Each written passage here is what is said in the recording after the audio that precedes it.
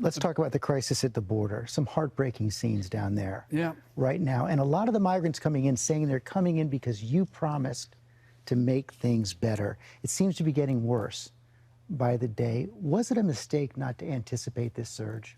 Well, first of all, there was a surge the last 2 years in 19 and 20. There was a surge as well. This one might be worse. No, well, it could be, but here's the deal. We're sending back people to, first of all, the idea that Joe Biden said come, because I heard the other day that they're coming because they know I'm a nice guy and I won't do They're what Trump saying did. this. Yeah. Well, here's the deal. They're not. The adults are being sent back, number one. That's number one. No, number two, what do you do with an unaccompanied child that comes to the border? Do you repeat what Trump did? Do you repeat what Trump did? Take them from their mothers, move them away, hold them in cells, et cetera?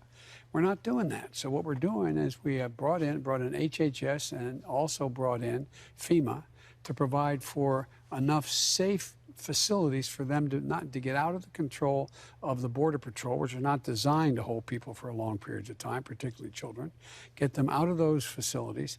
And most of them come with a phone number that they have someone in the country. So what we're doing is we're putting together an entire organizational structure so that within 7 days they're able to get in the phone, contact that number, find out whether there is a mother or a father, whether it is safe, whether it is a secure circumstance to get the child to that adult. How do you cut through the red tape and make sure those kids get to a contact as quickly as possible? Our reporters on the scene are saying they're seeing total mayhem there right now. Well, what you have to do is you have to try to get control of the mess that was inherited. And the way to get control of the mess that was inherited, I mean, look, here's what the plan is. You may remember when we had this unaccompanied children of the border when Barack was president, he called me back. I was in Turkey and said, you got to take care of this. And I was able to get a bipartisan bill passed for almost $800 billion to go to the root cause of why people are leaving. Why are they leaving El Salvador, Guatemala, and Honduras? Because they're in terrible circumstances, either because of natural disasters and hurricanes, gangs, or violence. They're trying to escape. And that's why they're coming. So what I did, I spent close to 100 hours with the leaders of those three countries and the UN, making sure that what we would do, for example, in one of the major cities down there, they said the crime rate's terrible. That's why people are leaving this particular city. But we have no street lighting. And the government said, give us the money. I said, I'm not going to give you the money, but I tell you what, show me what you need. I'll get contractors down there. We'll put in the street lights for you because there's a lot of corruption down there. And guess what? Violence came down in that It's city. going to take some time, though, to get those policies in place again. Do you have to say quite clearly, don't come? Yes, I can say quite clearly, don't come. And what we're in the process of getting set up, and it's not going to take a whole long time, is to be able to apply for asylum in place. So don't leave your town or city or community. We're going to make sure we have facilities in those cities and towns run by DHS and also accessed with HHS, the Health and Human Services, to say you can apply for asylum from where you are right now. Make your case. We'll have people there to determine whether or not you are able to meet the requirement you qualify for asylum. That's the best way to do this.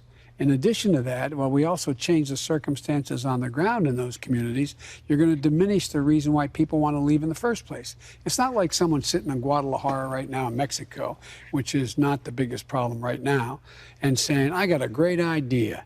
Let's sell everything we have, give it to a coyote, give them our kids, take them across the border, leave them in the desert where they don't speak the language. Won't that be fun? That's not why people come. They come because their circumstances are so bad. Now, some come because they want a better opportunity for economic reasons. They don't qualify. And so in the meantime, what we should be doing is making sure we provide beds for these children. By the way, over 50% of the children coming are ages 16 and 17. 16 and 17, they're not, most of them are not little babies. 1% are young kids. And so what we're doing now is we're providing for, in the past, what you do is HHS would take them to licensed providers. So there's beds, security, where there's health care, they're fed, they're cared for, while they determine whether or not there is someone in the United States they're entitled to go to. And That's what we're in the process of doing now. We will have, I believe, by the next month, enough of those beds to take care of these children who have no place to go, but they need to be taken care of while they're. But the vast majority, let's get something straight though, the vast majority of people crossing the border are being sent back. They're being sent back, immediately sent back.